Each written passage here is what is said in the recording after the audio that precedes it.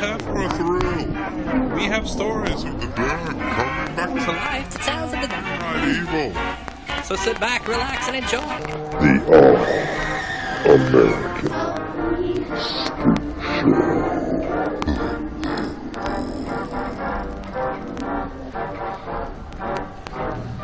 You want to know what happens to an eyeball when it gets punctured? If you got any idea how much blood jets out of a guy's neck when his throat's been slit? What do you want?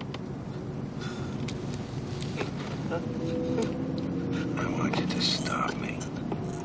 Hello and welcome to another edition of the All-American Spookshow podcast. As always, I'm Josh and I'm joined with Will. Yellow. And the Professor Smoke. What's up, y'all? And this week we are going to be reviewing and discussing the horror, the 80s horror classic or thriller, however you want to classify it, The Hitcher from 1986.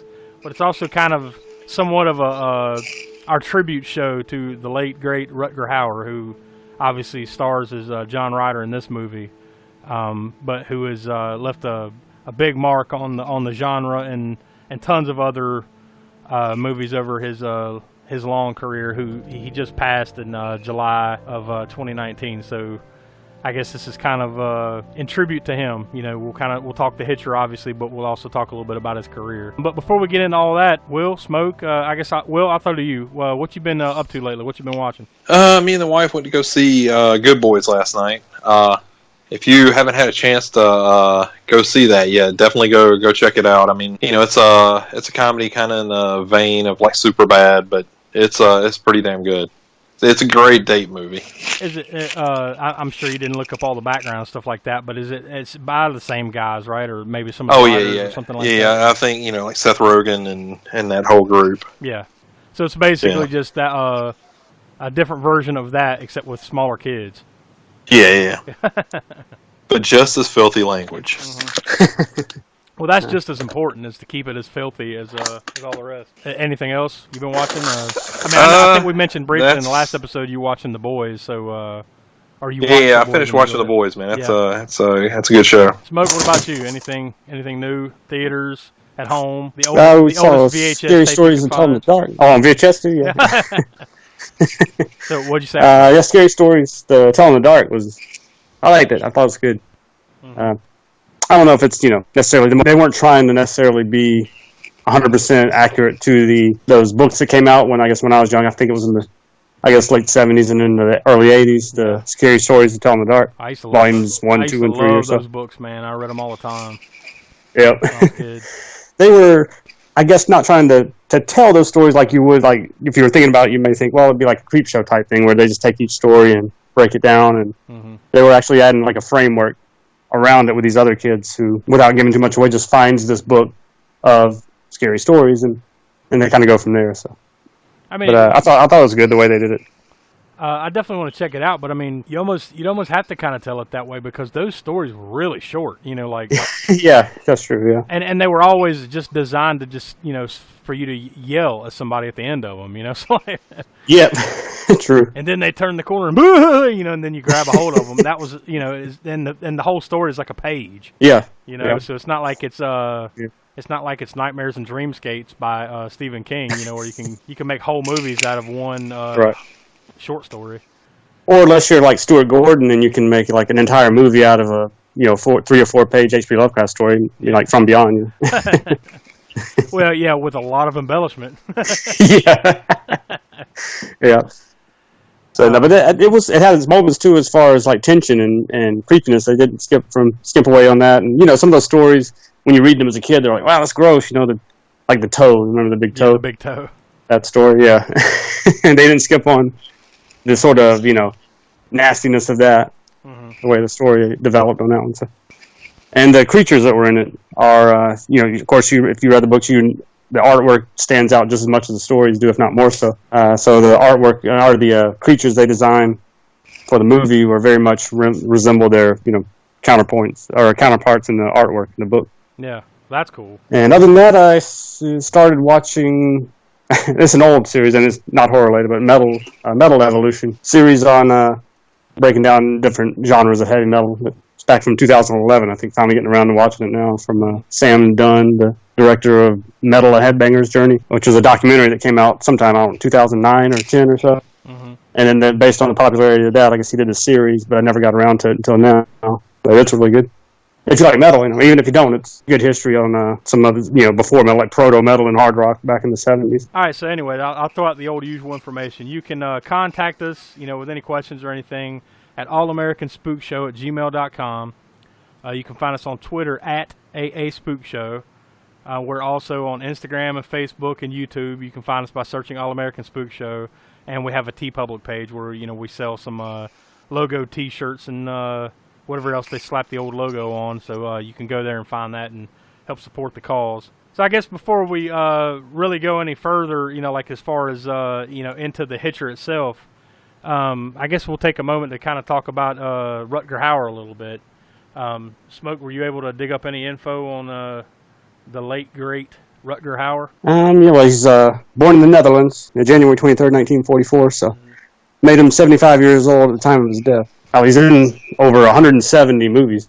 Everything from the horror genre to dramas to romantic movies to sci-fi to anything and everything in between. So yeah, I saw that. Definitely had good range. On IMDb, he had over 173 credits as an actor. So yeah, he's done a little bit of everything for sure. And of course, if you had to break it down, how certain actors, if you break it down into what is the movie that kind of broke him, I guess, out to a wider audience, it would have to be.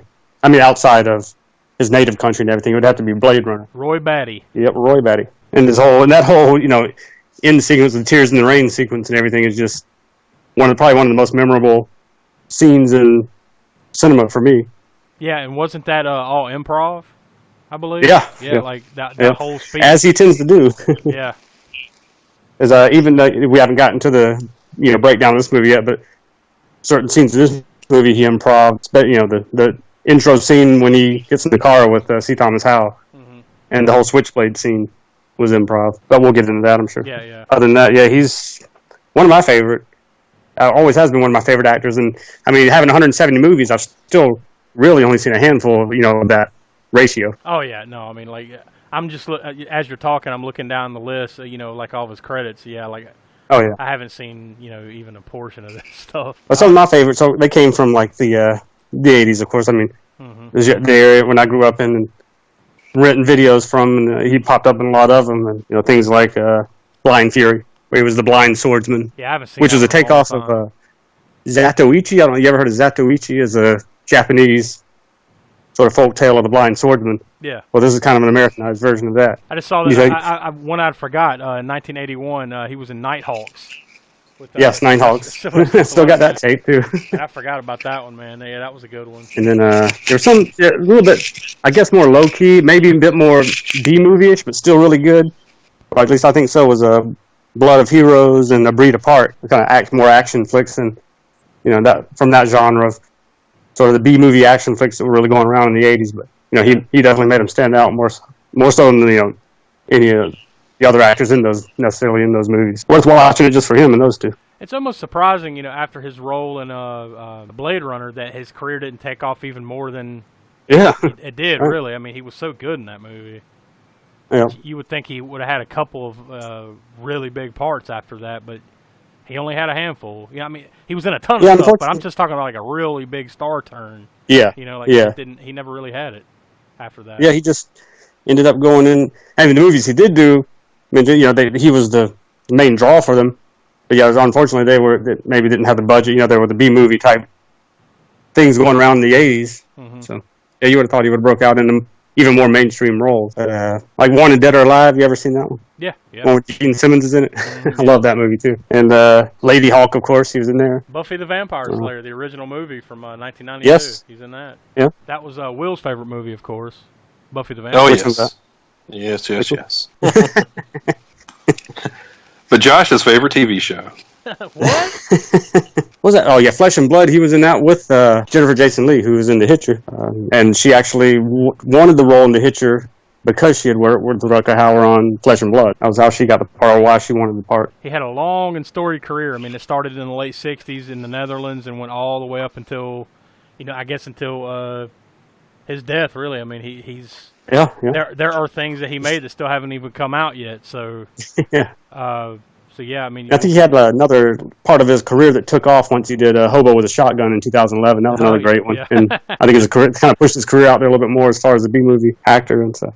You know, on IMDb, it always lists like here's what they're like, what a specific actor is known for. So it'll have like the top, it'll have like their top 3 or 4 things. For him, it's listed. He's known for Blade Runner, Hobo with a Shotgun, Batman Begins, and Sin City. I mean, I think I'd put The Hitcher over either one of those. Yeah, I would. You know. Yeah, me too. I would say so too. I mean, of course, Blade Runner. You know, he's going to be remembered for that because not only is that just a great movie, his role in it for me is equal to Harrison Ford's role as far as Blade Runner, not sometimes staging him. You know. I'd give you Blade Runner, and I might even give you Hobo with a Shotgun. But yeah, oh yeah, but he's got to be. It's The Hitcher's right there. I mean, yeah, it should be right there. Other than Batman Begins, yeah, you can see why they're going to list Batman Begins, I guess, and Sin City because they're maybe the more mainstream. Yeah, there you go. Yeah. But not because he's his role in it's not as good and bad as it was in The Hitcher. He's a blip on the radar, in those movies compared to The Hitcher. I mean, like The Hitcher isn't the same without Rutger Hauer's, John Ryder.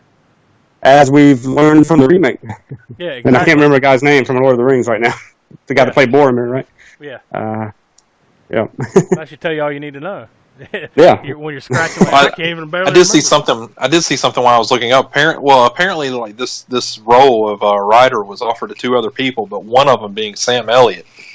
Yeah, I saw that too. He was taking it, but he had a commitment, right? That would have been interesting. Yeah. I think he would have pulled it off. He would have pulled it off, and it would have been good. But I still don't know if he's got that. I don't know if he's got that cold. Why is this guy doing? Well, no. That's the thing. The thing that I read, I guess the director or producer, whoever, let him come in and read for it, said that Sam Elliott was like so intense and creepy during his audition that they were afraid to walk out to the car after wrapping up. Well, that's pretty good. Yeah. Like I said, I'm not saying he wouldn't have done a good job. He probably would have. He's a good actor, but but all you think of now is like the characters like the dude at the bar in the Lebowski.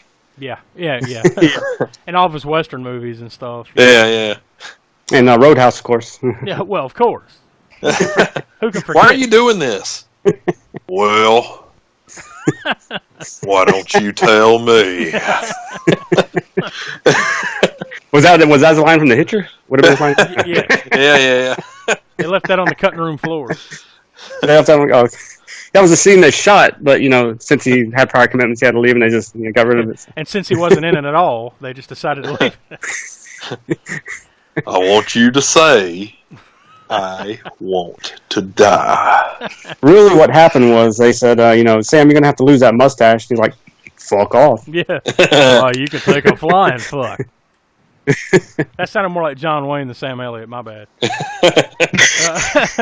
Well, I oughta. Well, my God, girl. Anyways, back to Rutger Hauer. But yeah, I mean, like to me, I'm putting The Hitcher if I'm making my own pecking order, it's right there, dude. Like if I think it's Blade Runner, and then either The Hitcher or Hobo with a Shotgun, and then everything else, in my opinion. That's just me. But he's been in a ton of stuff, ton of movies, ton of TV shows. I mean, his fingerprints are everywhere, and he will be missed for sure. But at least he left us with a huge body of work to go back and talk about, and I know that this won't be the last time we talk about him right here on this podcast. So with that being said, here's to you, Mr. Rutger Hauer. All right, so I guess with that, we'll go ahead and dive into The Hitcher. But before we give the background and information and talk about what we usually talk about and then go into the movie, here's the trailer for The Hitcher from 1986.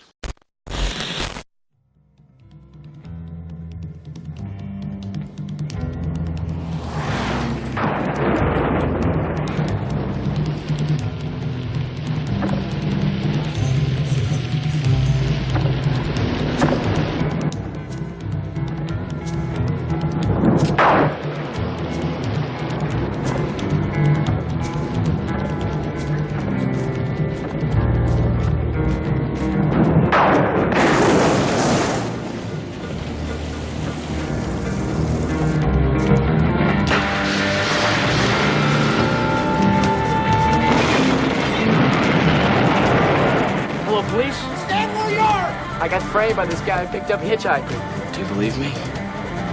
Do I look like a killer to you? Don't you know who he is?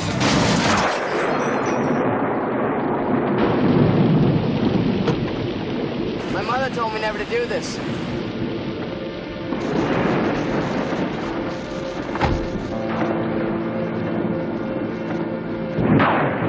What are you looking at me like that for? The terror starts the moment he stops. The Hitcher. And that was the trailer for The Hitcher. Will, you said this is the first time you've seen this one? Yes, sir.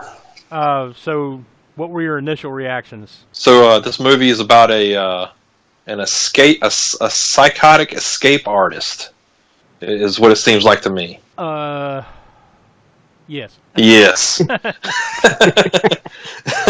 I'm gonna kill you. I'm gonna kill you.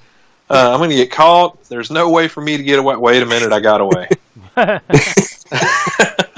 I think Grand Theft Auto got a lot from this movie by taking a pistol and shooting down a helicopter. Don't give the movie away now. Come on now. This is the good shit.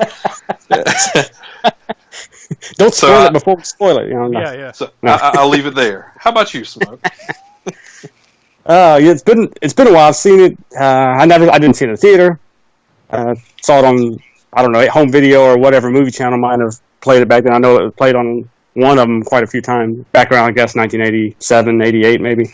Yeah, I think I saw that this was I guess partly made by HBO or something like that. Wasn't the intro of it? Yeah, it was made by HBO Pictures. Yep, and that's the VHS I got. I have to post a picture of the VHS on the Facebook page, but is a Thorn Emmy HBO video. So yeah, the distributors of it on video as well. Well, but yeah, I'm sure it was HBO that I saw it multiple times on, but I think I saw it on video the first time whatever year it came out on video. 87 probably. But when you watched it back then, what were your initial reactions? Well, the first time I saw it, I was in awe of. I don't know if Rutger Hauer. That was the first, not the first I came across Rutger Hauer because it would have been Blade Runner. But at the time I saw Blade Runner, I didn't know his name. I didn't know who this guy was. I just know that when I saw The Hitcher, it kind of came to me at some point. This is the android in Blade Runner. So. And it's just very intense. Mm-hmm. I pretty much immediately watched it again. So before I turned in the videotape, watched it the second time, and then then kept seeing it on HBO multiple times after that. And so it's just as good each time I watched it. Not better. I think it's what you might, I guess you'd call a sleeper, right, at that time. Oh, I'm absolutely positive. The first time I saw this was like taping stuff off of late night on HBO. Oh yeah. That's the trick. Wait. Was this the purpose of taping, or were you trying to get something that came on after this? Or was it? Were you on Skinamax? You thought it was HBO? No. Look, you just catch what you catch. I can't help. It's like fishing, man. Yeah. Sometimes you get something good. I can't help what wanders up on the bait. I may have discussed this at some point or another on the podcast. I can't remember, but like a thing that we used to do, and I'm sure we're not alone in this, is like. You would pop in a tape and tape for however long you could tape. Say like it was a 6 hour. Oh yeah, tape. 4 hours or 8. Yeah, I think it was what. Yeah, four was the standard cheapy one, and then you could get the 8 hour, and you did something on like that. Yeah, 4, EP 6, 8, whatever. Like however long the tape was, say 6 hours.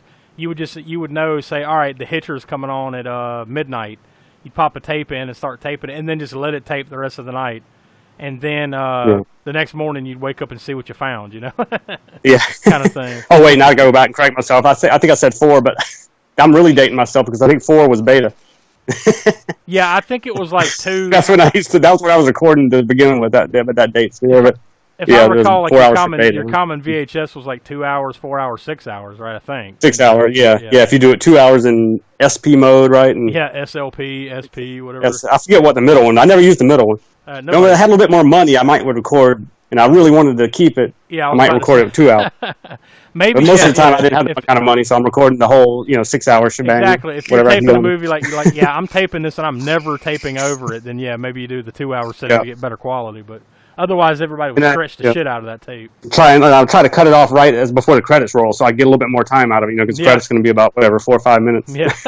or so. Yeah, to pull back the curtain. I'm actually a videotape editor, so doing this back then was kind of the early videotape, the early inception of me videotape editing, I guess. But yeah, so like I'm pretty sure that's the first time I saw this. I was probably fairly young, you know, like I would have been 8, 9, 10, 11 years old when I watched this, and I remember it being pretty intense.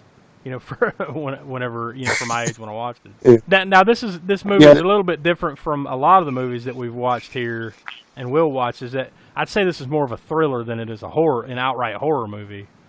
You know. Yeah, that's actually that was just what I was about to mention was about that, or about the fact that it's not even about gore. I mean, there's a little bit of, you know, there's violence in it. And there's a little bit of gory scenes, but not.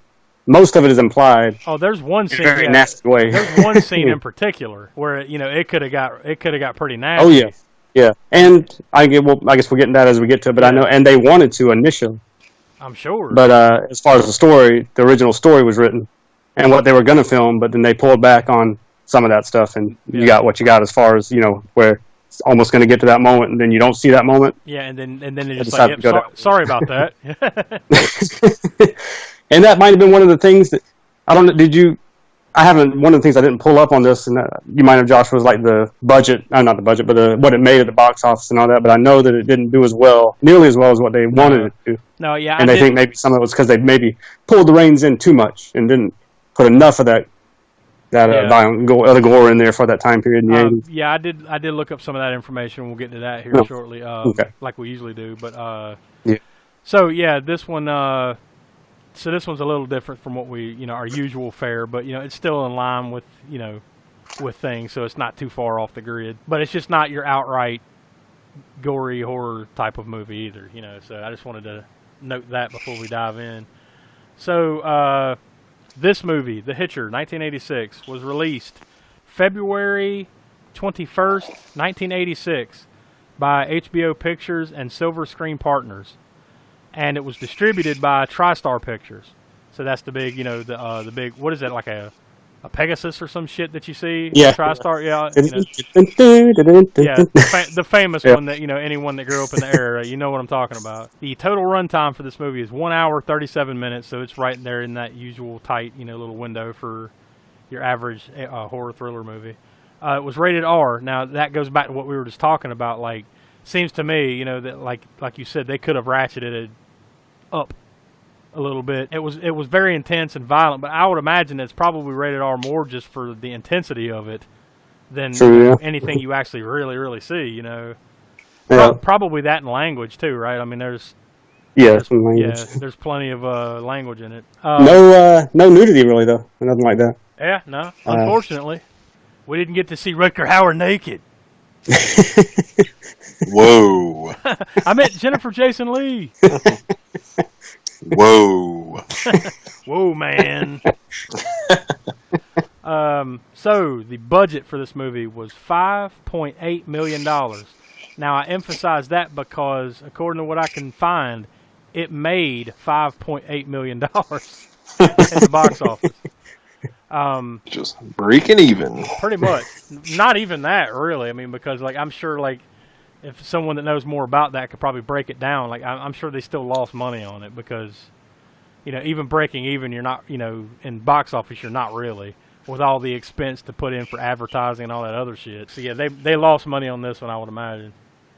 Unless HBO... Yeah, that's what I heard, too, yeah. I mean, unless HBO got some extra kick off of it for, you know, being able to show it for the next, you know, 1,000 years on HBO. Yeah.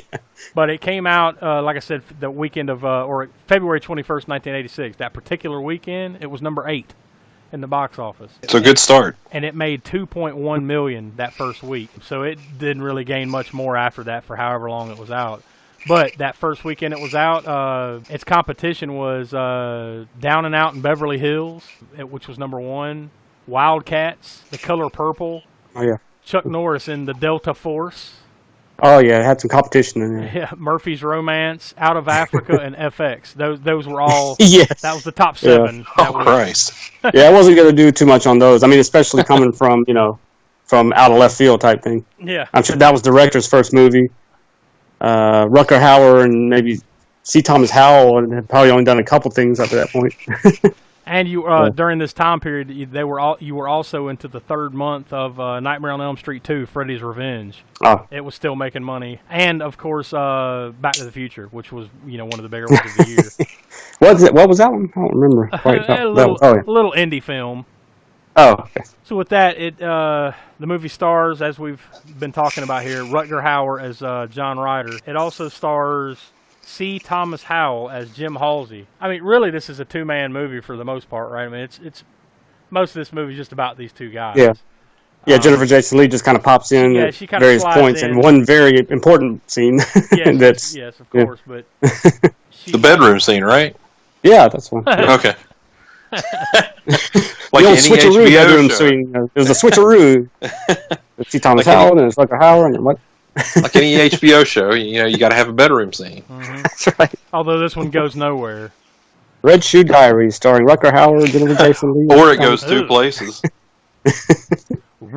C. Thomas Howell, he's probably best known beyond this. He'd be best known for The Outsiders from 1983 and E.T. Yeah, E.T. That was his first movie, I think. Right? I believe he was. Yep, he was also in the fourth Spider-Man movie, The Amazing Spider-Man. Where they tried to reboot it. Oh yeah, He's in that, and plenty of other things. Like I said, he's another one of those guys that's been in a ton of TV. Hell, I think his resume was even more as far as acting roles than Rutger Hauer's was. I think it was 200 and something. Yeah, well, he's one of those guys that would be in just about anything. I mean, he's been in tons of TV shows, movies. Tons of really bad cable acts, whatever the crappy, Yeah. I know he did a few of those crappy cable type TV movies for zero budget. I would imagine he's probably been in a lot of that shit sci-fi makes. Was he in any of those Emmanuel movies you were talking about? Emmanuel in Bangkok?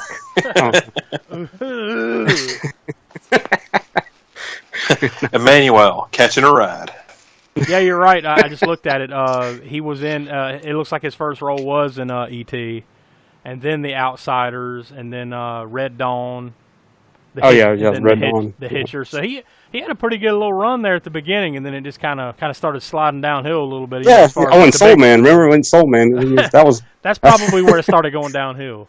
Yeah, I think so. I don't think you see that. I don't think you see that movie played very much anymore. True. So yeah, and it also stars, like we just said, Jennifer Jason Leigh. She is Nash. You never learn her. I'm assuming that's her first name. Hell if I know, but she's only her first name is Nash. So. Or nickname or something. Yeah, it's either her first or last or nickname, whatever. It doesn't matter. But she would best be known for, beyond this, she'd best be known for The Hateful Eight. I know both of y'all have seen that. Remember, she was kind of like the wild woman with like the messed up teeth. She'd be known from Dolores Claiborne. Forgot about that one. Single white female. I mean, just a good handful of things. I mean, on IMDb, she has 98 credits. So, once again, another one that's been on a ton of TV shows and movies. She was in that reboot, or I guess continuation of Twin Peaks a couple years ago. Oh, yeah. Anyone else after that, though, you're just kind of, there's at least one more, quote-unquote, bigger name that a character actor that you would know, and the guy that plays Captain Estridge, his name is Jeffrey DeMunn. You only really see him toward like the last 20 minutes or so of the movie, but that dude's been in a ton of stuff. He was in The Green Mile, The Mist, he was in X-Files, tons of TV shows like Billions currently, tons of movies. But he's one of those veteran character actor guys that you'd point him out and say, oh yeah, it's that guy. He's another one of those dudes. And it also started a much smaller role, Trooper Donner. It is Billy Green Bush. Now, anyone that's listening to the podcast may remember Billy Green Bush as the father in Critters, which we talked about a handful of episodes ago. So there's a little bit of a connection to Critters. If we were doing 6 Degrees of Separation or Kevin Bacon or whatever. 6 Degrees of the Spookshow. Yeah. 6 Degrees of Spookshow. There, we can go directly to Critters for him. The movie was directed by Robert Harmon. I didn't really get to do a lot of research into him. Did you get a chance to look, Smoke? Yeah, Harmon, this was his first movie, his debut. After he made this one, he did a John Travolta movie, which is like a drama called Eyes of an Angel in 1991. I don't even think I ever saw that one. I mean, I remember the title and I remember John Travolta. I mean, a John Travolta drama, romantic drama, probably wouldn't have drawn my attention then, or now really. But after that, he did Jean-Claude Van Damme movie called Nowhere to Run in 1993. Revisited. He did a few other things in TV, I think, after that, and then he revisited the the horror thriller genre again in 2002 with a movie called They. And I remember that, but I never saw that. And I remember the cover art for it. Yeah, it seems I remember like the concept of it more than the actual movie. I don't think I saw it. Yeah, I never did either. And then in 2004, he did a movie called The Highwaymen, which again was sort of a horror thriller. I haven't seen that one. These two are the probably ones I'm going to revisit or visit again, or visit at some point for the first time. Yeah. Down the road here, not too. I want to. The Highwaymen seem kind of interesting too. And then after that, now I don't know if this you say maybe is the most thing he's famous for beyond the Hitcher, but there is a series of movies he did that were adapted from a crime author, Robert Parker, with a character of Jesse Stone in these books. It's like a series of 9 crime novels. And the movies that he adapted, he directed, starred Tom Selleck as Jesse Stone. And I actually had somebody recommend those movies to me before. So I'm going to check them out. I didn't know, until I was looking at this, I didn't know that Robert Harmon, the director of The Hitcher, directed all of those Tom Selleck, Jesse Stone movies. So. This might be a good time to mention, I did see this about the guy that wrote it. His name is Eric Red. And, apparently when he was just starting out, he had to take like a drive or something across country. Like he was going to Texas or something. And as he's driving across country, he got the idea for the movie from listening to Riders on the Storm by The Doors. Yeah, yep. That was kind of like, I guess the early foundation of this movie is, that song. So he kind of took elements of the song and kind of, wrote the movie, turned it into a movie kind of, in a roundabout way. But especially, if you've heard that song, know the lyrics, the midsection of the song where it talks about there's a killer on the road and his brain squirming like a toad, take a long holiday. I'm not going to sing it. I'm not going to sing it. I'm just going to say it. Oh, come on. Go ahead and kick it in, Smoke. And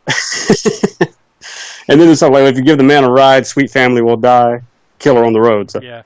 You definitely see the connection there. Me personally, that's always been one of my favorite Doors songs right there. Yeah, I thought that was kind of cool, a cool connection. Yeah. And I could definitely see the inspiration for for this movie in that. Now that it's been pointed out, and you're going, oh yeah, I can see. And as the dude, he's driving across the desert at the beginning, and then a storm rolls in. Yeah, and that big tumbleweeds and everything in that scene. And that's and really that's kind of the symbolic way of how Ryder kind of rolls in on the storm, right? John Ryder. Yeah. Not to get too. I'm pretty sure that's where his name probably came from too. Just Ryder him being a rider, a hitcher, and the riders on the storm. Although they hadn't really I guess we'll talk about that deep, once we could dive into it here shortly. But didn't they say that the dude had no history basically? Yeah, they had nothing. Well, he's from Disneyland, I think that's what he's no. He said that himself right now. I thought he was just full of shit. I didn't want to take it as fact, but okay, all right. Yeah, that's what Disneyland. Okay. It was produced by David Bombik and Kip Oman, which I don't really know anything about them, but we usually mention. All that information. I got nothing on them either. Yeah, I'm sure they did. They've done great and wonderful things. Other than the fact that, like Willie had already mentioned too about the Sam Elliott connection, I think that had to do with them. One of them producers, if not both of them, trying to bring him on board.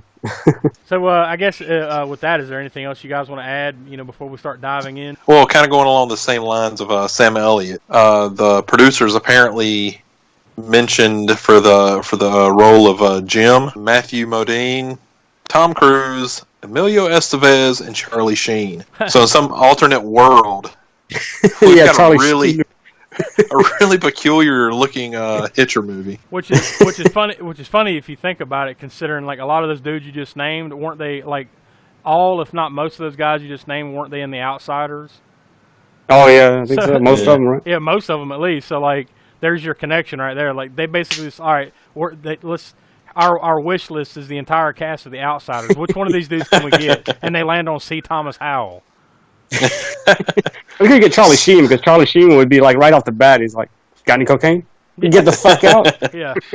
Not to mention by 1985. Well, I didn't look to see when they actually made this, but I would assume it would have been in 1985, obviously, since it came out in February of '86. But by this time, all those dudes' stars are way up high. They're on the rise. Oh, yeah. This is the future of Hollywood at this point.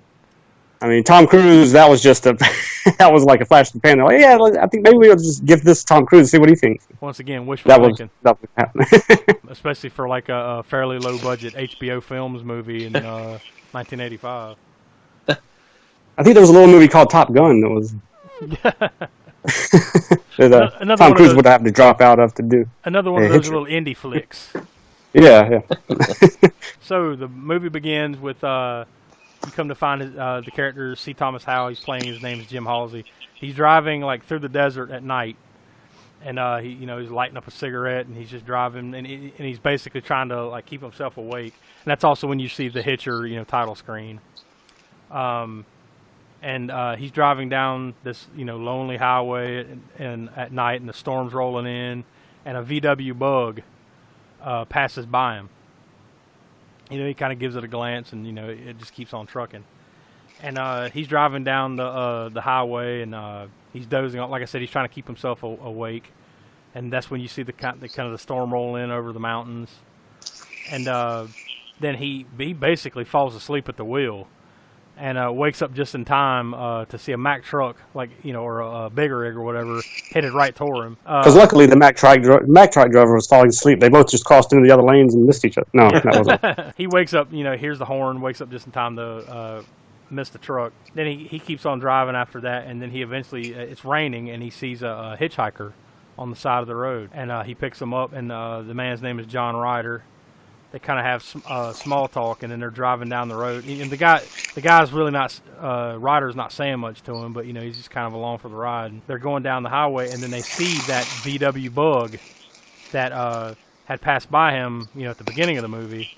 They see it on the side of the road, and as they pass by, you can clearly see there's like a body or something. Somebody's in there, but he's about to stop, and then Ryder grabs a hold of his leg and like pushes his leg into the gas pedal to keep him going. And Jim's like, "What the hell?" And there's nothing to see there, basically. So now he's definitely suspicious of the dude. He basically like stops on the side of the road and says, "All right, ride's over, buddy. You're getting out." Ryder's about to get out, and then he basically just sits back down and closes the door and said, "No, I'm not going anywhere." Then like Ryder starts to threaten, like he keeps driving, but the Ryder starts to threaten him. He said he's going to cut off his arms and his legs and his head, just like he did. Yeah, I think he was talking about that guy, right? Yeah, the VW. So just like I did to the guy in the Volkswagen, or whatever he said. So now Jim knows something's up. Yeah, this dude. So, which at this point, don't you think you'd be like, well, there's really no reason for me to keep you in the car. Yeah. So I'm just going to wreck it and let you die. If it takes me to, then so be it. Well, see, the very first line that Jim had in the movie, it was something like, "My mother told me never to do this." After he stopped to pick up the hitchhiker. Yeah. Moral of the story is, if you listen to your mother, kids, shit whatever would have happened. Rutger Hauer won't chop you to death. That's right. He won't cut your arms, legs off, the heads, and all that stuff. Yeah. Which by that point, that's when this movie's get tense right there off the bat. He's not playing around. He's talking about you cut the arms, legs, head off the bodies in the other car, and he's going to do it to you, type thing. It's Jim's just kind of like, what the hell, now he's scared, and Ryder holds he's got like a little switchblade or something, right? And he holds a knife on him, like. I'm not sure what was he holding on. Was he holding on his leg, his side? I'm not sure. I mean, it was hard to see. He put it up. But at one point, I forget where exactly at first. But I know it ends up beside his eye because he says, "You want to know what happens to an eyeball when it gets punctured?" And he's got the knife right there by his eye. Yeah. Right. And then he's like, "Got any idea how much blood jets out of a guy's neck when his throat's been slit?" Those types of things that you're like, good conversation when you're picking up a hitchhiker. By the way, I did do a little bit of reading on that scene right there. Apparently, a good portion of that was ad-libbed, and Halsey, where he looked terrified in that scene was because he was genuinely terrified. Yeah. That Rutger and Hauer that continued on to after this too, I think, right? Like beyond the movie, like when he was on set with Rutger Hauer and even off the set, he was like afraid of him. How intense he was. Yeah. Yeah, I mean, just the way Rutger Hauer carried himself, in a lot of his movies, and in this movie in particular. That would already kind of spook you, right? Like this dude's character. And I don't know. I didn't really. I'd take it that Rutger Hauer's probably the kind that kind of stays in character, outside the scenes in the movies too. Sort of a character actor. Yeah, I would imagine you're probably right.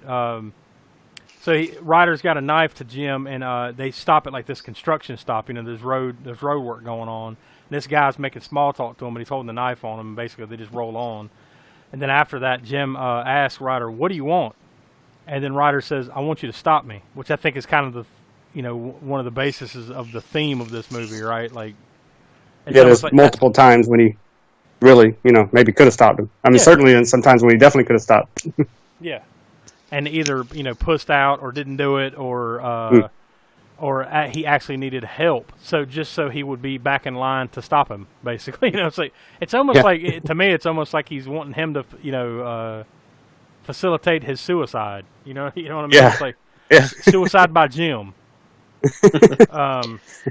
I can't commit suicide, but I can commit homicide. Yeah. I'm all cool with that. Can't do it myself. Well, that's the one sin you can't get forgiven for.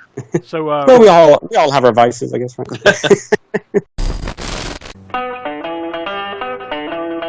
It's intermission time. Time to pause and refresh at the snack bar. During this short break, you can treat your taste of good food and sparkling cold beverages, including delicious Coca-Cola. If you're hot dog hungry, we have them. Sizzling, juicy hot dogs served in warm, oven-fresh buns. Plus a complete menu of all your favorites. Visit the Refreshment Center now. Enjoy delicious food and ice-cold Coca-Cola. So Ryder, like I said, he's got the knife up to him, and I think that's when he's talking about, like, you'd be surprised at how much blood comes out of a man's eyeball or something like that. He's just talking shit to him. He's just really intimidating him up in his face. And he tells Jim to say, he wants him to repeat the words that I want to die. So I want you to say it. And then as he's, kind of coaxing him to say it, Jim pushes him out the door.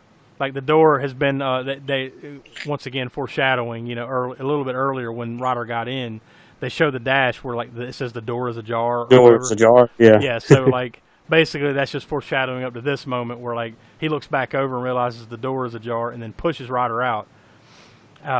So he just goes rolling down the road, and Jim keeps on trucking, and he's celebrating, so he makes it the rest of the way through the night. And so, like, now you're early in the morning or whatever, like, the sun is out. A station wagon that's pulling a boat passes by Jim, and he's kind of, now that he feels like he's escaped death, basically, from Ryder, he's kind of happy, like, ha-ha, all right, hey, here's singing along and everything. Yeah. He's celebrating. Got away. And there's a couple of kids in the back seat that have, like, little toy guns, and they're kind of, like, shooting at him, and he goes, ha-ha, pow, pow. And then all of a sudden, like a teddy bear rises up from the back seat, and then, like, it lowers, and then Ryder is in the car with his family, sitting back there, smiling, like playing with the kids, kind of thing. Right? He's sitting back there in the back of it, like, oh shit, this guy's back. So then Jim kind of runs up beside him, and he's trying to warn him, and they're like, huh, we're deaf, we can't hear shit. I mean, like, even here, like, if you couldn't understand what the dude was telling you, it seems like you should be more alarmed that he's, you're out here in the middle of nowhere, and he's like, it seems like he'd be having something important to say, right? Instead of just like, maybe it could be that hitchhiker we picked up down the road. Yeah, no, that's cool. He's sitting back and put in the back seat with our children. And now he's kissing the little girl on the cheek too. I'm like, that's just fucked up. Yeah. Yeah. Like, showing him how friendly he is with the kids, and how he's, after he's, going to do whatever he's going to do.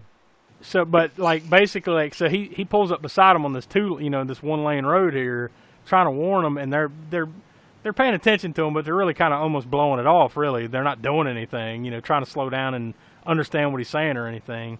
And meantime, there's a bus coming the other direction, and Jim realizes it and kind of swerves off the road and swipes the bus and then just takes off. So I guess they get separated here from the station wagon. Then a little bit later on, he comes across the station wagon, and he stops, and he looks inside, and you don't see anything, but you assume they're all dead. Yeah, assuming it's pretty nasty, too, because then he comes over to the car and vomits, basically. Yeah, he starts yakking. To his car. So then, I noticed this theme, too. So then, like, after that, he drives down the road a piece, and he finds a gas station.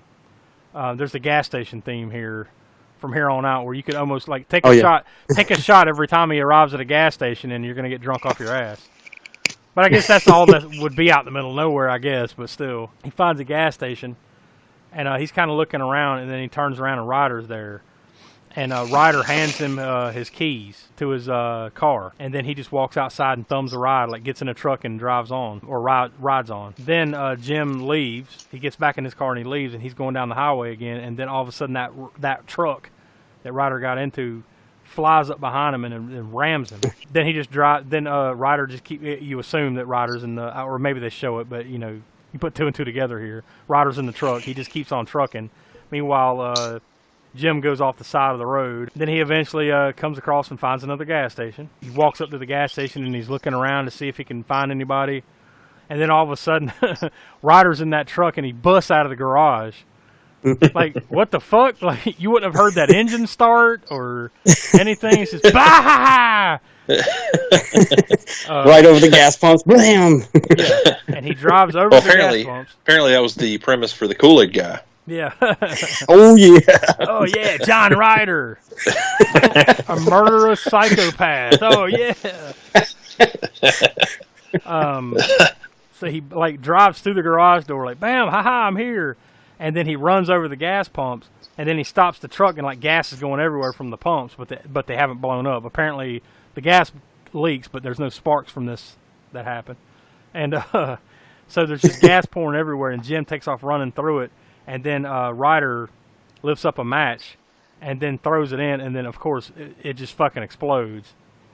And Jim manages to get into his car, but, like, the top of the car is on fire. I guess from, you know, gas splashed up or whatever. So, like, he drives through it, and, like, the car's on fire as he gets the hell out.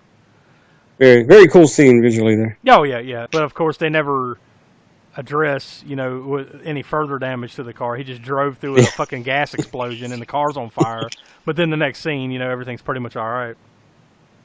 So this is now you're getting to the introduction of Nash, Jennifer Jason Leigh's character. She's getting off the bus at yet another gas station, which is, at least this one is gas station / diner, because she's showing up for work. She works there. So she goes in and kind of sets the place up for the day. Then Jim shows up and basically wants to use the phone, calls the cops, and they tell him to stay there. Yeah, but she's like, why do you want to use the phone? I'm going to be completely ambiguous about my reason. I got no time. I'm covered in gasoline. I'm gonna Why? Why not? I'm gonna come in and be very methodical and slow about the way I'm doing this, but I don't have the time to explain to you what has just happened to me. Just get me a phone so I can say this once, because I don't want to say it twice. Make my cheeseburger, bitch. So he goes in there and calls the cops. Meanwhile, she makes him a cheeseburger and some fries, whatever. So, like, he goes into the gas station bathroom or the diner bathroom and takes a whore's bath in the sink, and then kind of straightens himself up a little bit. Comes back out and he's starting to eat his French fries, and he's making small talk with her. And then he lifts one up and it's a finger.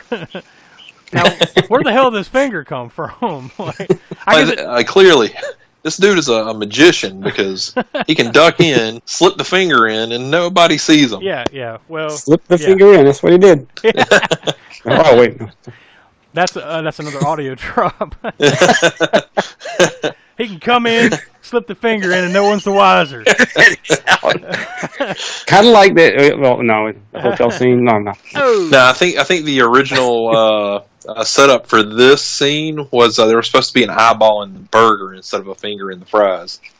Oh yeah, I think I did read something about that too. And another one of those things where they changed for. Once again, I guess it doesn't matter. But where the hell did he get the finger? Like, does he just carry fingers? One of the around? Numerous people that he's left on the side of the road. I guess he just happened to like chop a couple fingers off and kept them in his pocket, that trench coat or something. I guess, but. Now the eyeball thing would have been pretty cool. Would have been a nice reference to what he was saying to him in the car at the time about, you know, what a knife does to, you know, puncturing an eyeball or whatever. I'm sure that's all. That could have been why the eyeball was there originally. I'm sure that's all part of the toned down, you know, aspect of things. Although I was thinking that the finger might have been, because remember she made some reference when he's making small talk with Nash that her uncle or her cousin or whatever owned the joint, right? So I'm thinking maybe that's who it was. Like, you know, in my mind the connection was like, man, that must be like her uncle's finger or something. Maybe he was back there and she didn't know it, and Ryder killed him, and here's the finger, you know. And then put him in the in the dish. That's overthinking it, apparently, because, you know, there's no reference to it whatsoever. But so, anyways, he's eating French fries and finds a finger, and when he runs outside, the cops basically show up and then they arrest him. and they search his pockets, and Ryder's knife, the switchblade knife, is in his pocket. So once again, the magic of John Ryder. Like David Copperfield. John Ryder, ladies and gentlemen, come here. Yeah. So now he's down at the police station, like a police headquarters, and they're questioning him, and he really has no alibi. Like, everything keeps pointing to, like, this dude, it seems like Jim is the one that's done all this. So now they lock him up in the jail cell, and he lays there, and he kind of has like a little, like, I guess he sleeps briefly, and he has like a little bit of a nightmare. There's a little small sequence there. But then when he wakes up, he hears the phone ringing and stuff, and then no one's answering it. Then he walks over to the cell door, and it just opens by itself. Or, he barely pushes it, and it opens, like it was unlocked. So then he starts walking around the police station, and all he sees is like I guess like the police canine walks by or something. And then he walks into I guess the main station room there, and he finds all the cops that had been questioning him, including the dad from Critters. They're all dead, and that police canine dog is like, is he eating the guy, or is he just licking on him because he's bloody? Whatever. I guess it doesn't matter. Yeah. But he's like, oh God, he freaks out. And I guess as you would, if you saw a dog eating a man or licking a man or whatever. And you didn't realize until then how hapless those 3 cops were. Yeah. Yeah, one of them managed to get his gun out, but that was it, I guess. Because he was on the floor dead with the gun in his hand. Yeah. Yeah, because I think he takes the gun, right? Jim grabs the gun and takes off. Yeah. But doesn't check it. Yeah, no, of course. So then when he takes off running when he sees this, of course, then more cops, on cue, more cops arrive. Send more cops. Call back to Return of the Living Dead. Yeah.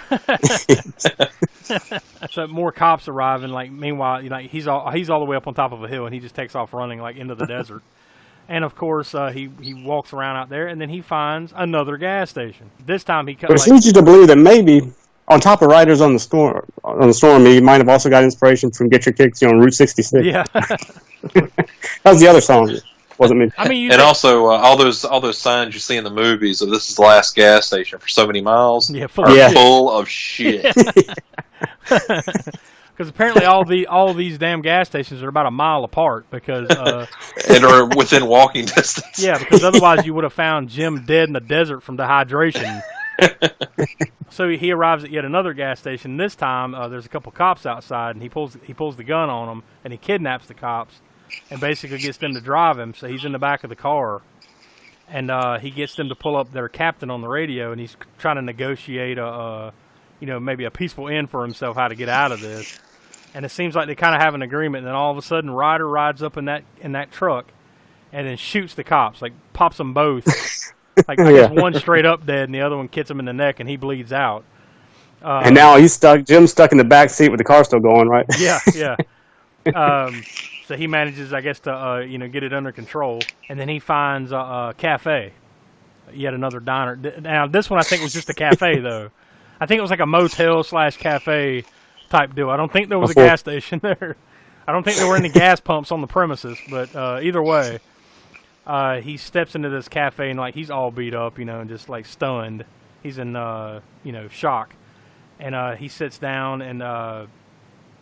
I think then, like, the person behind the counter, like, can I get you something? Like, I'll take coffee, or, like, something like that, yeah. Right?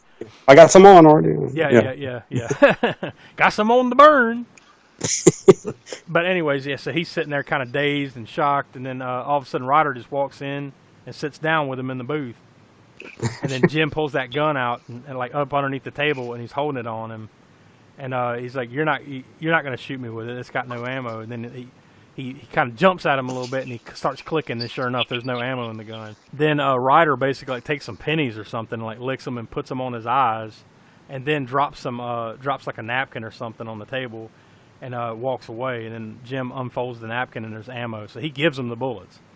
All this cat and mouse too, like leads you to believe that you could. I mean, he pretty much could have set this entire thing up. Like, he could have gone in the police station, shot all these cops with that gun, put the empty gun in that cop's hand where it's in plain view for Jim to get out, where because he unlocked the cell. Yep. So he would have already known that it was empty anyway, and he was going to grab that gun. Yeah.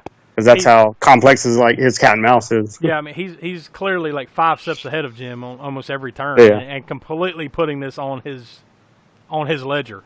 You know, like you said, I mean, like, it all looks like it's his fault, you know.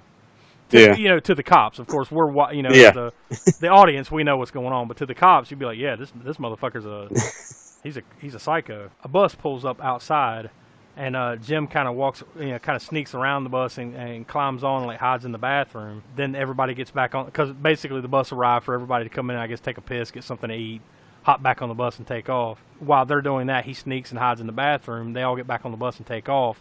And then you cut it pulls back to see Ryder a few hundred yards away or whatever in his truck, just sitting there watching them. So he's following. As it turns out, Jennifer Jason Leigh Nash is on the bus. He ends up grabbing her, taking her into the bathroom, and like, you know, look, I'm innocent of all this shit.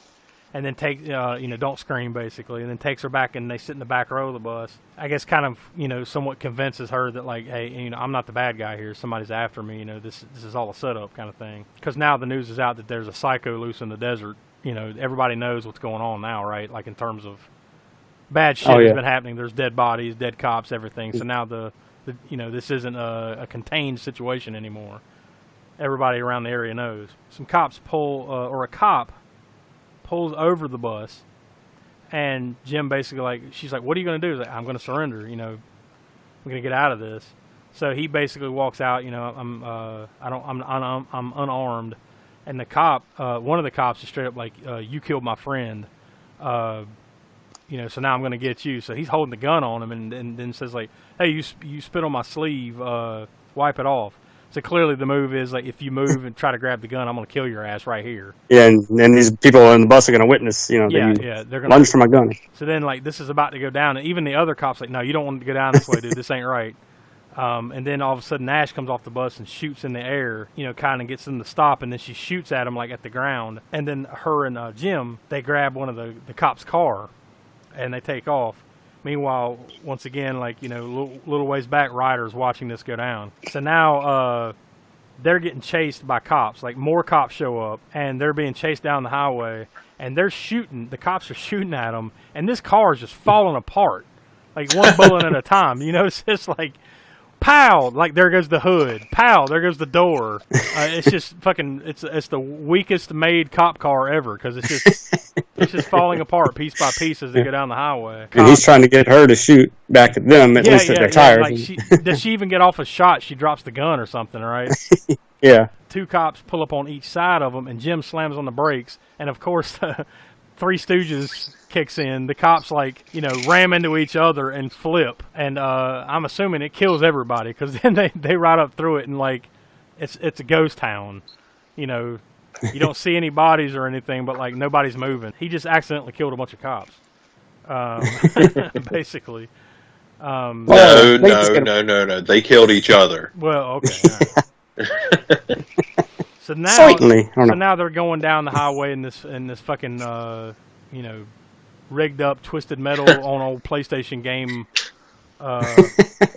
Half a car, and then all of a sudden a police chopper rolls up from behind and is chasing them, and it's shooting down. You know, they're just loading it, shooting down from the helicopter. Ryder pulls up, and like he's like, you know, on like a parallel road or something, or off in the desert over here on the right, and he just takes a couple of shots with a pistol and blows up the helicopter, basically. Like, it crashed. Like, I guess if the shot is just right and he hit the pilot, you know, okay, and it goes down, right? But like, you're led to believe it's not necessarily that. Like, he just straight up shot this damn thing out of the sky with a pistol. Well, now see, from playing Grand Theft Auto, all you got to do is shoot the rod that goes up to the propeller, and it's over. Oh, okay. Well, science. You know. Video game logic. It all checks out. So yeah, like, he basically. But you can see at this point too, they've thrown everything in too. I mean, it's, you know, the horror, the thriller, and now you got action with car chases and helicopter chases and gunplay. Yeah. Just about everything's been thrown in at this point. And like you said, Ryder is like fucking David Copperfield. Like, you know, yeah. He shoots a damn helicopter down with a pistol, and then the chopper falls on top of the other cars that have caught up and chased him. So now all these cops are dead, right? So in just two small shootouts, he's killed like 24 cops. Yeah. No wonder people run from cops in real life. Yeah. It's the Hitcher is to blame. It's getaway propaganda. But then one line that Nash says somewhere in here is that she asked Jim, why didn't he kill? Like, this is when they, like, I guess the car dies. Either the car, like, that was kind of Finally. like, did the car just die, or did they just decide to say, fuck this car, I'm going to walk through the desert? Because I never really, he just kind of slowly pulls over on the side of the road and gets out. Yeah, like gets out. Well, remember during the chase, like, it had gotten to where it would only get up to about 60 miles an hour. I guess so, yeah. I mean, I guess it just dies and they have to bail, but yeah. as they're getting out or whatever, and he's just walking, like, in shock or whatever, she comes up and says, why didn't he kill us? Like, she's almost hysterical, like, I guess that Ryder had plenty of opportunities and he didn't kill us. So they walk along in the desert, and then eventually they come upon a motel, and they get a room for the night. Which you would think out here, like, that would be next to impossible for them to get a room for the night, right? Like there's not much else going on in the desert when like 24 cops and choppers and shit just got killed. And also, why would they think that he's not going to find them there? The only hotel that's right, yeah, that's there, right? Your main suspect just walked up, and no, they're cool. They give him a room. But, well, by process of elimination, so they get a room for the night, and Jim goes in to take a shower, and then he told her not to use the phone, but of course, as soon as he goes in to take the shower, she uses the phone to call her dad. And then this was a pretty cool scene. Like, you hear some trucks and stuff parking and whatnot outside. There's some, cars moving around. And then, like, the headlights of a truck or something kind of shine over the room because the room is dark. She's laying in the bed. And then you see Ryder standing in the corner. So I'm sure if you were watching this in the theater, you're like, oh, shit. You're completely not expecting it, Now, to be honest, at this point, I was completely expecting her dad to be him. Yeah. I never went down that path. That finger popped up out of nowhere, and it was just like, how did that dude magically put that finger in the French fries? Unless they were together. Because he's John Copperfield Ryder. That's how. Now that is an interesting spin. I mean, that never crossed my mind. I mean, that would have been kind of a interesting little twist, I guess. Yeah. Although it would have completely killed the scene that's about to come up here shortly. That would make him truly psychotic, I guess, right? Yeah. So, like, yeah, you see that Ryder's in the room, but she doesn't know it, and he slowly gets in the bed and lays down beside her. And basically, it's like starts hugging up to her, and she kind of turns to reach. I guess maybe she's going to kiss him or whatever. I don't know. And then she realizes, like, oh shit, it's not Jim, and he just grabs a hold of her. It's the guy that slipped the finger. Yeah. Slipped that finger earlier. Didn't even know it, but he slipped. Got to put the finger in the trying to do it again. I made. How did this happen? Not again. That would have been awesome too. Like, hey, I just wanted to ask, how the hell did you get that finger in those French fries? It's like it was you, right? You, the finger. Yeah. What the? Was it as a greaser? How did you get it so crispy? It smelled really good. What seasonings were you using? Old Bay. Old Bay, yeah. Yeah, it's always Old Bay. It's always Old Bay. Yeah.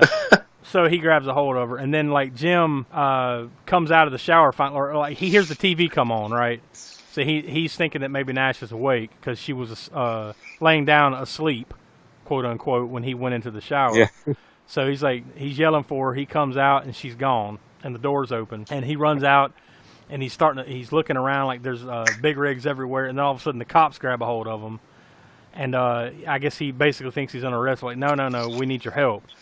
So he goes over, or they take him over, and Ryder has strung Nash up between like the big rig truck and the trailer. Like, he has her, like, chained or tied up in between, and he's revving the engine like he's ready to take off and, like, pull her apart. But I guess he's willing to talk to Jim, so Jim gets in the cab. Ryder basically tells him to shoot him. Like, he's got the gun laying on the seat, right, and basically tells him to pick him up and shoot him, right? Yeah, basically it's telling him, just, again, that scene like earlier, just, do it. Yeah. Here you go. Here's your chance. And for whatever reason, he still won't do it. After all this, he's like, I can't do it. And Ryder basically calls him a pussy and then takes off and kills Nash. But you don't see this. All you see is, like, you hear the revving of the engine. He's about to do it. And I think you see her hands that are, like, bound up.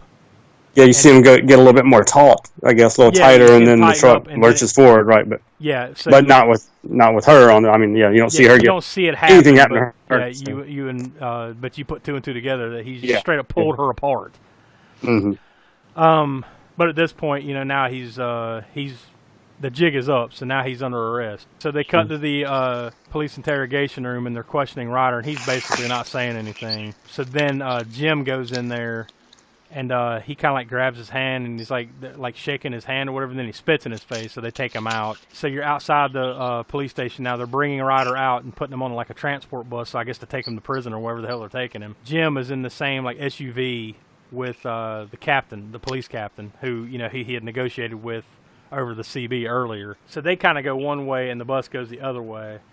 And Jim and the captain are talking, and then Jim grabs Captain's gun and basically takes the car from him and says, "I gotta go."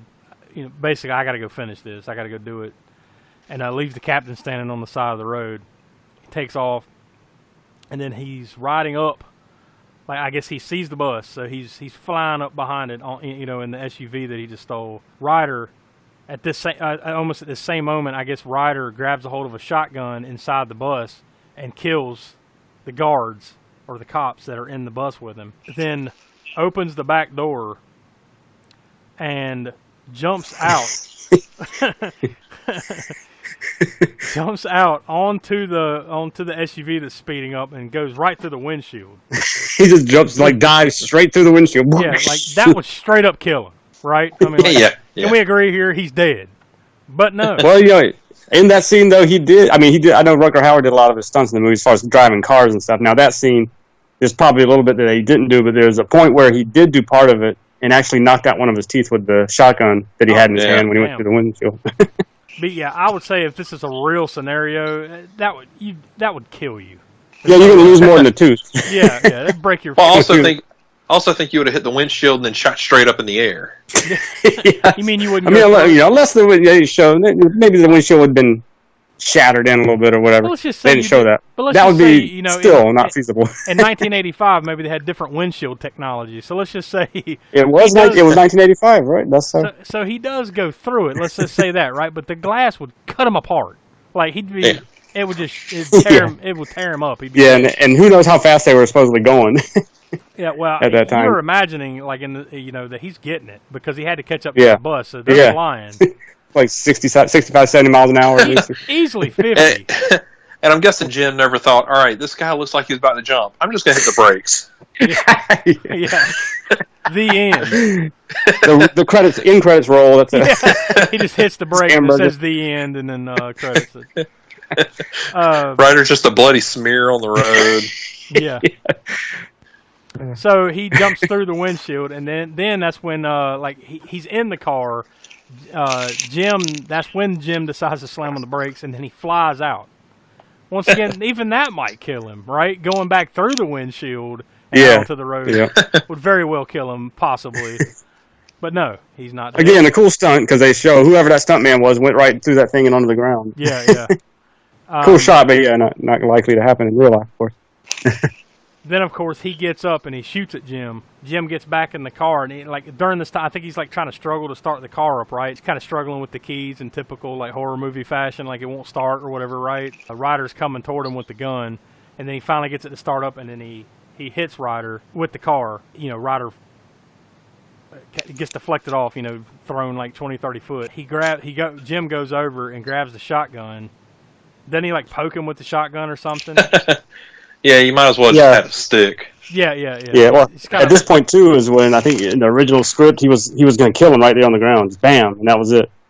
That's the way it should have been, because you've been through all this shit, and clearly he was hell bent on revenge because he just held up a captain and stole his car to go catch back up with him. You would think I'm gonna make sure this motherfucker's dead. I'm gonna blow his brains out right here. But no, he just that's what they wanted to do. But for some reason they didn't shoot that scene that way. And I don't know what led them to believe, but they thought they would get an X rating if they did that, just because he's lying on the ground, defenseless, basically, even though he's done all this fucked up shit. Yeah. He's just lying on the ground, they're going to blow his head off, that they would get an X rating for that. So they had him end it the way they did end it, which we're getting into now. And then Jim turns around, once again, one of those things you don't do. in these movies, right? He turns around, Ryder gets up, and then Jim's able to like pull the shotgun up and he shoots him 3 times, killing him. And then he goes over and stands at his car, like the SUV that he stole. He goes over and just stands there. The credits roll, but he's still like during like the first minute or so of the credits, he's still just standing there, kind of like soaking it all in, as the credits are rolling beside him. Then it eventually goes to black and full credits, the end. That is 1986 classic The Hitcher, starring Rutger Hauer. Will, what did you think of it? What's your star rating on this one? Oh man, wasn't a big fan of this one. So I'm gonna give it 2 stars. Huh.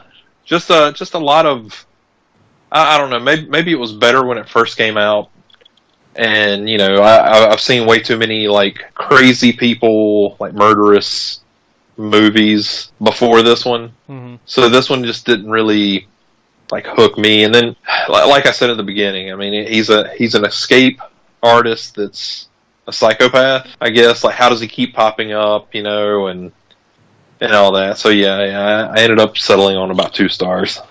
So basically, you're saying like the believability wasn't for me. Yeah. I can see that.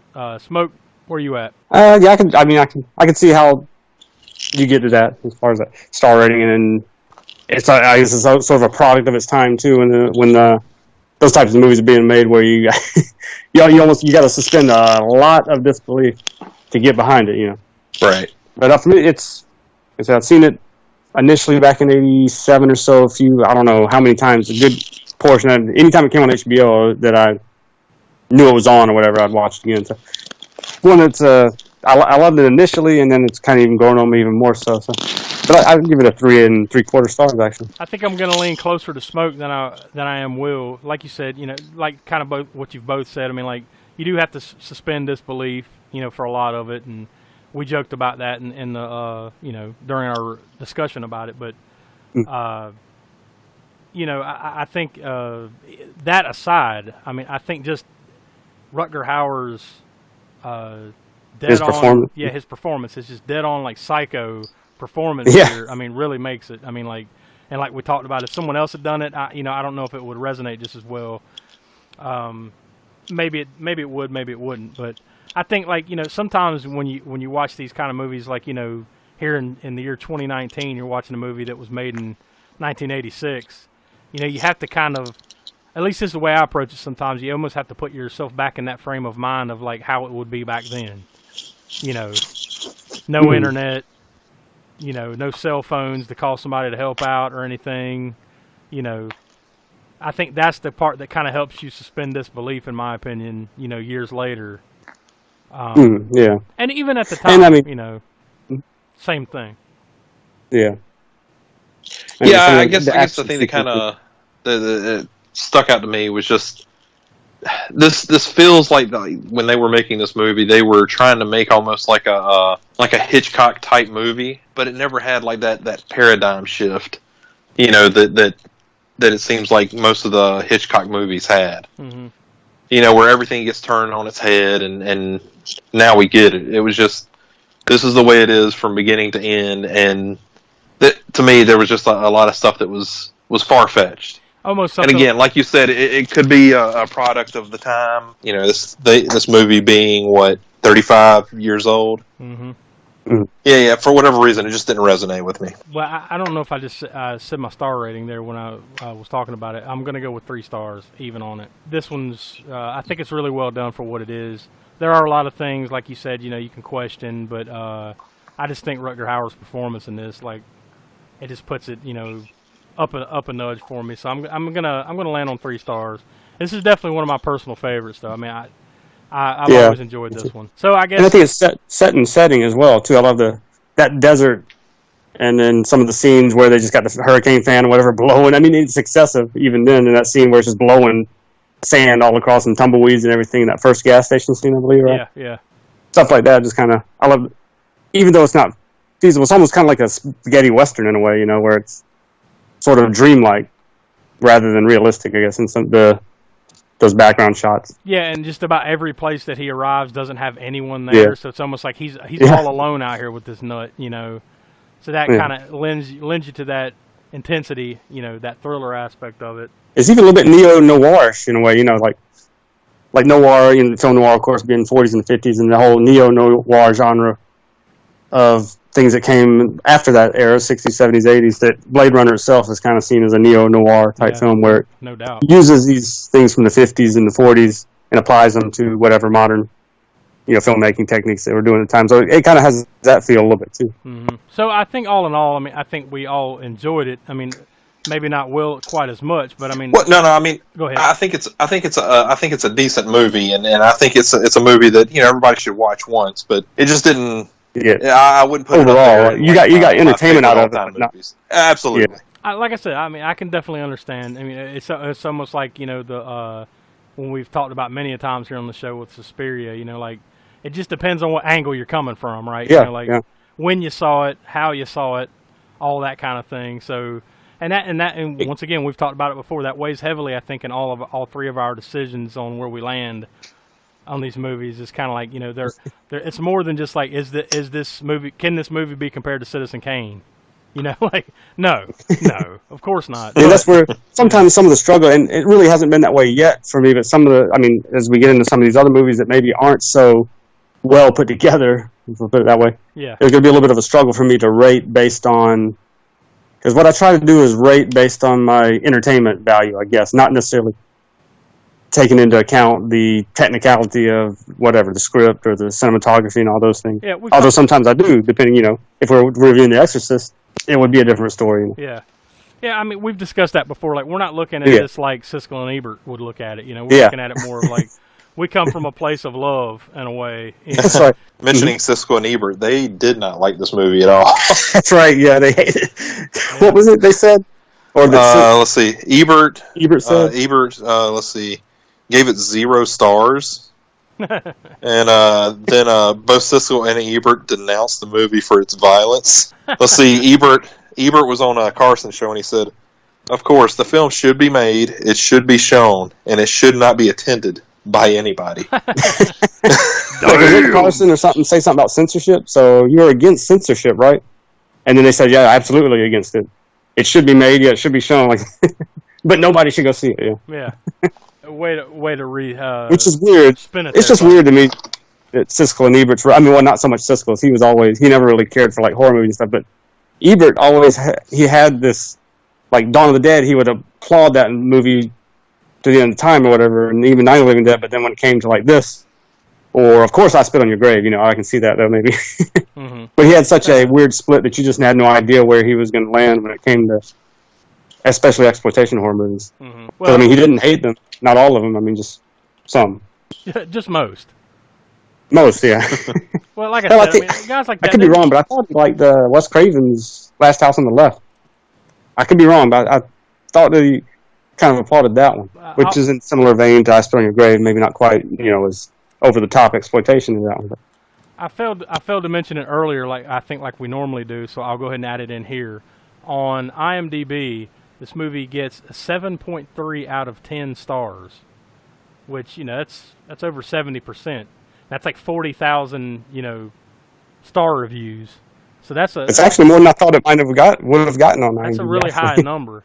And on Rotten Tomatoes, it gets 61% on the tomato meter out of 36 reviews, and it gets a 74% on the audience score, and that's out of over 43,000 user ratings. So, I mean, it, you know, no matter how you slice it there, either on Rotten Tomatoes or IMDb, you know, which is generally seen as a good indicator, I mean, it gets pretty good grades. So, like I said, you know, we tend to look at things, I think, through a lens of appreciation and love for these type of things. At least I know I can speak for myself. I know I do. Yeah. Versus the way, say, like you said, like we said, Siskel and Ebert, or you know, some LA Times. Yeah, we're not necessarily, you know, rating their technical merits. Yeah. Unless there is something to, you know, mention about that. And I'm sure there's going to be plenty of those movies where we dive into that, and I think we kind of talk about that when we're, you know, kind of poking fun at it, you know. But I think we see them for what they are, you know. I mean, like these are low budget movies, you know, that are not done by Alfred Hitchcock and Martin Scorsese here, you know, like. So they just kind of are what they are. But I think that's why we appreciate them so much. So we're fans of the genre. So you look at things a little differently when you're a fan of it, right? Yeah. The way I look at like my favorite football team is different from the way you look at it because I'm a fan of it. You know, same deal. So that leads us to the next episode. We're going to be reviewing / discussing the 2017 movie It, which I believe they've kind of gone back and called it It Chapter 1 now that It Chapter 2 comes out in September of 2019. So we figured it'd be a good time to go back and visit the first chapter, as Chapter 2 comes out and everyone's flocking to the theaters to break more records. On IMDb, the synopsis for It from 2017 is, in the summer of 1989, a group of bullied kids band together to destroy a shape-shifting monster which disguises itself as a clown and preys on the children of Derry, their small Maine town. So there's your setup. I mean, that pretty much will get you in the door, right? You kind of know what's going on just from that. So that'll be the next episode. So be sure to check us out here in the next week or two when that comes out. And you guys got anything else to add about the Hitcher or anything else before we sign out? I'm good. That's good. Just so on Rutger Hauer. Enjoyed every movie I've seen of his, and I plan on watching all the 170 that I haven't seen yet, or the other 150 something that I haven't seen yet at some point. Like I said, that's the good thing about his long careers. There's plenty of library to go back and enjoy it. So that's true. Hats off to you, Mr. Rutger Hauer, and thanks for everything. I guess for Will and for Smoke, I'm Josh, and we will see you next time on the All American Spook Show podcast. Peace. Ciao, everybody.